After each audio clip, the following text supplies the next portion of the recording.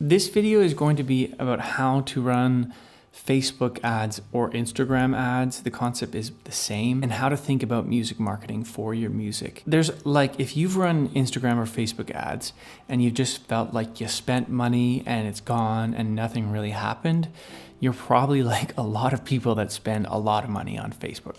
However, you can spend money on Facebook and Instagram and really make sense of what the money you're spending, where it goes, and how it performs. And that's what I want to talk about in this video, is more or less how you should think about spending money on Facebook and Instagram, so the next time you go into it, you have a better idea and you're just not like wasting money. Because you might be in this position before where someone told you run Instagram ads or run Facebook ads, you have a new song coming out and you just put an ad up and you're like, hey, go listen to my new song. And then you spend $30 or $100, and then what happened, right? Did you get anything from it? Was it worth the $100? Did you get a return on your investment?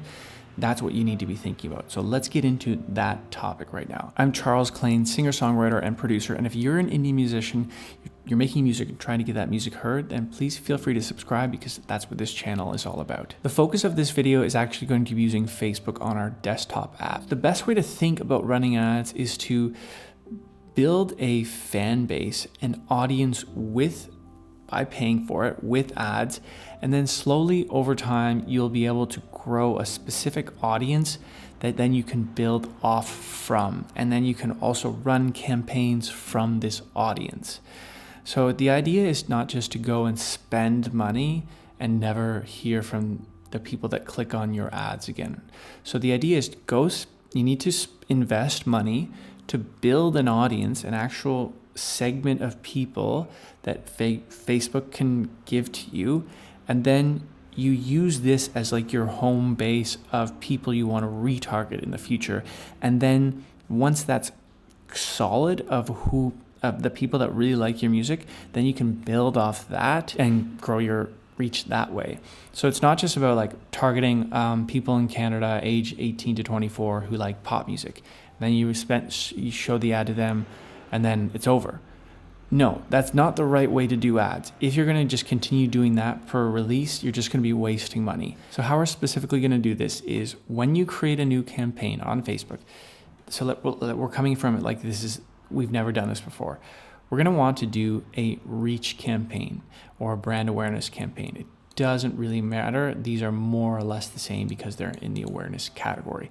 Eventually, we will get into these things down here, and I'll probably save that for another video, but we really want to get to this side here where we're running conversion campaigns. With awareness and reach, we're just kind of like grow our reach. We're trying to kind of get as many people clicking those ads as possible and just seeing who clicks on it. So if this is our first time, we just want to go in and create this reach campaign. So show your ads to the maximum number of people. We're gonna obviously target. It's not just going to just show it to everyone in the world. So let's create this reach campaign. Let's keep things simple. Let's only focus on the real fundamentals of Facebook ads. So we have our campaign here, new ad.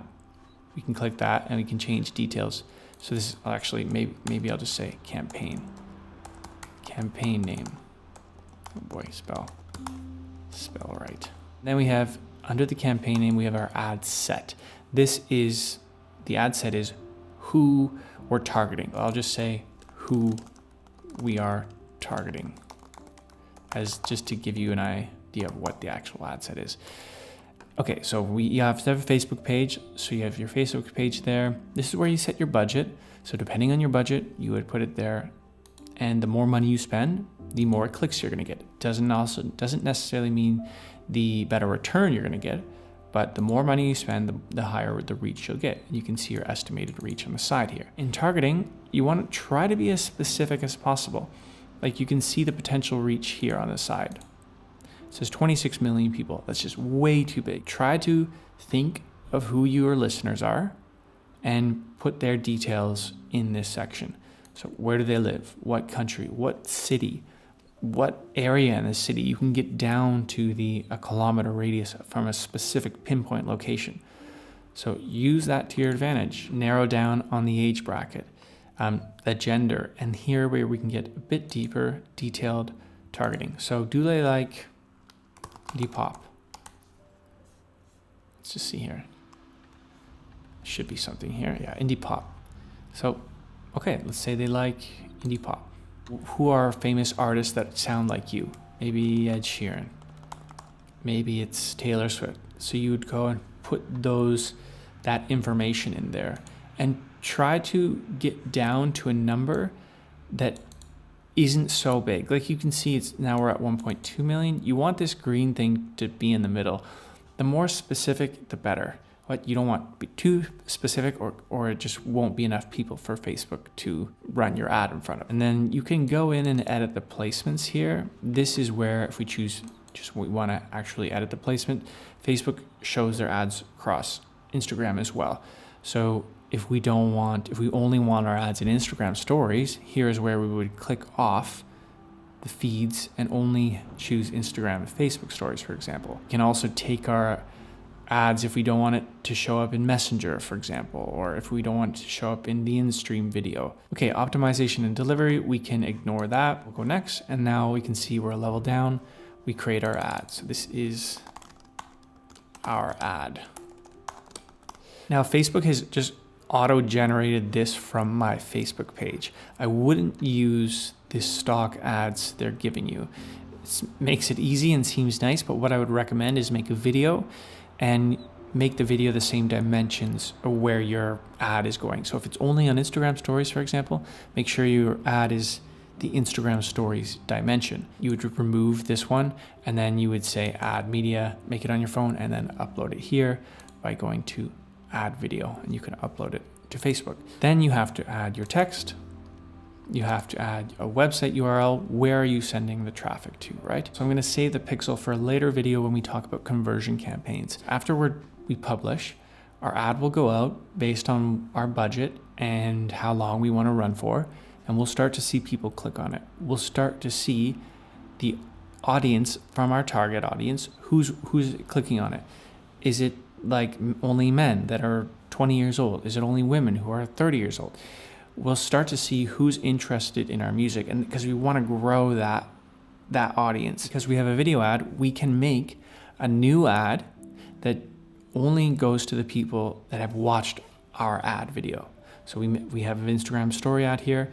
It's 10 seconds long. I want to make a new ad now in 2 weeks from now that of all the people that looked at 5 seconds of this video. So we know that new ad set is going to be high engagement because it's people that already saw our first ad. So that's the fundamental of ads and running paid ads, is to always be optimizing on your audience and creating a better audience, not just constantly be paying random ads all the time. And if you find yourself in that position, you want to start thinking about ads from this perspective.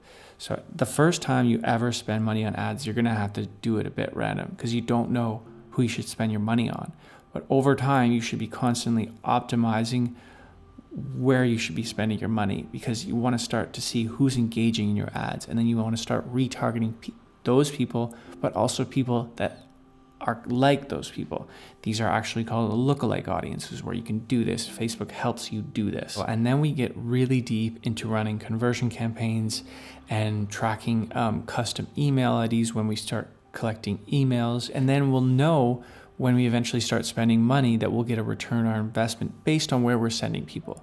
And the idea is always to be thinking about, is my ad campaign getting a return on investment? So if I'm spending $100, did I get $100 back plus more? Hopefully, right? You don't want to just break even. So the thought, the kind of flow, the economics of getting people to stream your music, it will rarely ever pay off, because $100 of ad spend versus $100 in stream revenue, that's thousands and thousands of streams. And you won't make that return just because the stream payout is so low. But what you have to be thinking about is building the audience and paying for that audience as an investment that will eventually convert with merch sales, or ideally you have a product, something that can make money. If you don't have this stuff that can make money, then you really have to rethink that of what you're spending money for, because you won't make the return on investment for streams. So ideally your your funnel and that bottom layer of your funnel is something where they can purchase something, a product that they can actually buy. If you found this of value, please let me know in a comment. If you found this too technical, please let me know in a comment. Or if it wasn't technical enough, I need your feedback to know if I should do more of these videos. So I'd love to know what you think. Please feel free to subscribe, and I hope to see you in the next video.